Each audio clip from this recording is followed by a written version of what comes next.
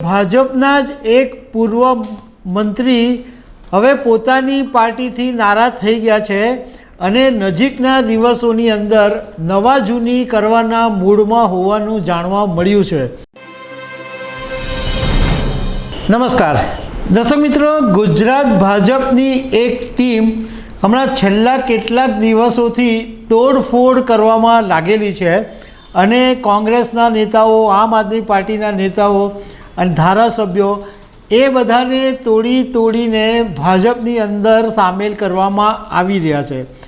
પરંતુ એક ચોંકાવનારી એ વાત સામે આવી છે કે ભાજપના જ એક પૂર્વ મંત્રી હવે પોતાની પાર્ટીથી નારાજ થઈ ગયા છે અને નજીકના દિવસોની અંદર નવા જૂની કરવાના મૂડમાં હોવાનું જાણવા મળ્યું છે। આ નેતાને હવે ભાજપથી મોહભંગ થઈ ગયો છે અને હવે કોઈ બીજી પાર્ટીમાં જાય અથવા કંઈ પણ નવા જૂની કરે એવું રાજકારણના જાણકારો પાસેથી જાણવા મળ્યું છે। તો આના વિશે તમારી સાથે વાત કરીશું। મારું નામ રાજેશ શાહ છે અને તમે જોઈ રહ્યા છો ખબર છે.com। દર્શક મિત્રો, લોકસભા 2024ની ચૂંટણીને ધ્યાનમાં રાખીને ખાસ કરીને ગુજરાતની અંદર લોકસભાની 26 બેઠકો છે, એટલે ભાજપ પાસે આમ તો 2 લોકસભાથી આ 26 બેઠકો પોતાની પાસે જ છે, પરંતુ ભાજપ કોઈ રિસ્ક લેવા નથી માંગતું, એટલે ગુજરાત ભાજપે એક 5 સભ્યોની ટીમ બનાવી છે અને આ ટીમ છેલ્લા કેટલાક દિવસોથી અપક્ષ ધારાસભ્યો હોય, કોંગ્રેસના નેતા હોય, આમ આદમી પાર્ટીના નેતા હોય, આ બધા નેતાઓને કોઈપણ રીતના સામ દામ દંડ ભેદ કંઈ પણ કરીને તોડફોડ કરીને ભાજપમાં લાવી રહી છે।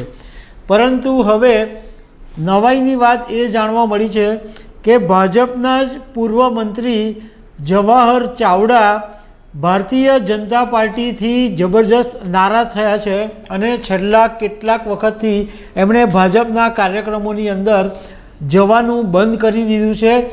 ઇવન પોતે જે વિસ્તારના ધારાસભ્ય છે ત્યાંના સરકારી કાર્યક્રમની અંદર પણ જવાહર ચાવડા જતા નથી। દર્શક મિત્રો, જવાહર ચાવડા વિશે કદાચ તમે થોડું જાણતા પણ હશો, તો તમને એ વાત અમે જણાવી દઈએ કે જવાહર ચાવડા છે એ વર્ષો પહેલાં માણાવદરથી સતત ચૂંટણી જીતતા આવતા હતા અને એ ચૂંટણી જીતતા હતા કોંગ્રેસ પાર્ટીમાંથી, કારણ કે જવાહર ચાવડા કોંગ્રેસના દિગ્ગજ નેતા હતા અને ગુજરાતના જેટલા ધારાસભ્યો છે એમાં 3જા નંબરના સૌથી ધનવાન આ જવાહર ચાવડા છે। પરંતુ સત્તાનો મોહ એવો છે કે એમને 2019ની અંદર એમ લાગ્યું કે ભાઈ સત્તાધારી જે સરકાર છે એની સાથે આપણે રહેશું તો કદાચ મોટો ફાયદો થઈ શકશે, એમ માનીને આ જવાહર ચાવડા કે જે માણાવદરની બેઠક પરથી દર વખતે વિધાનસભાની ચૂંટણી જીતતા આવતા હતા અને ધારાસભ્ય બનતા રહેતા હતા, એ જવાહર ચાવડાએ 2019ની અંદર કોંગ્રેસને રામ રામ કરી દીધા હતા અને ભાજપનો ખેસ પહેરી લીધો હતો।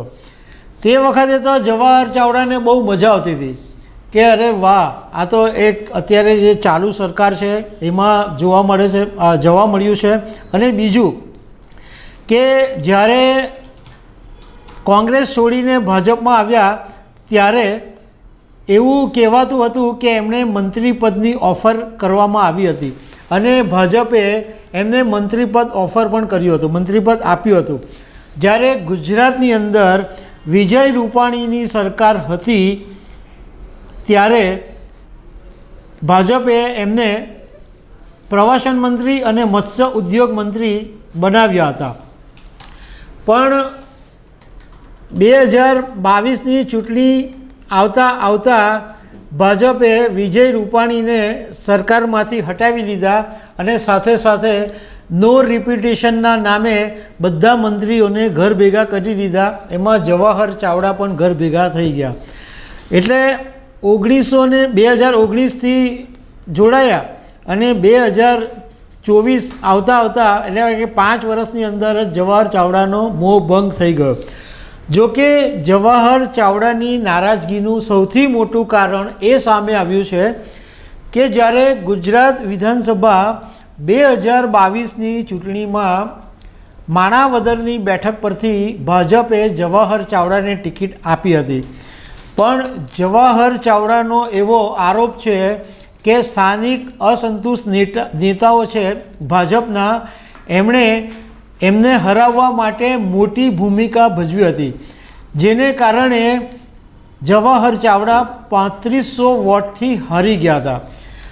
માણાવદરના જે સ્થાનિક નેતાઓ છે એમણે જવાહર ચાવડાને કોઈ સપોર્ટ જ નહીં કર્યો અને કોઈકને કોઈક રીતના એમની વિરુદ્ધમાં કામ કર્યું, એટલે જવાહર ચાવડા 3500 વોટથી હારી ગયા. અને આ બાબતે જવાહર ચાવડાએ સંપૂર્ણ વિગતવાર અને સ્થાનિક નેતાઓના નામ સાથે ભાજપના પ્રદેશ પ્રમુખ CR પાટીલને રજૂઆત પણ કરી હતી, પરંતુ આજ સુધી એ અસંતુષ્ટ નેતાઓની સામે કોઈ પગલાં લેવાયા નથી. એટલે હવે જવાહર ચાવડા બગડ્યા છે અને સખત નારાજ થઈ ગયા છે અને હમણાં છેલ્લા કેટલાક દિવસોથી ભાજપના કોઈ પણ કાર્યક્રમની અંદર જવાહર ચાવડા દેખાતા નથી.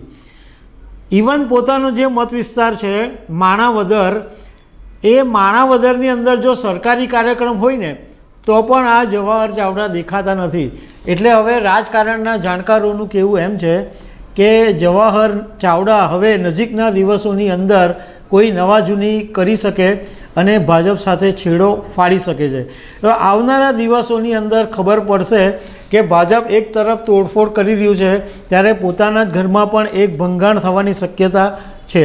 તો દર્શક મિત્રો, આવી અનેક વાતો સાથે અમે તમને મળતા રહીશું. Thank you very much.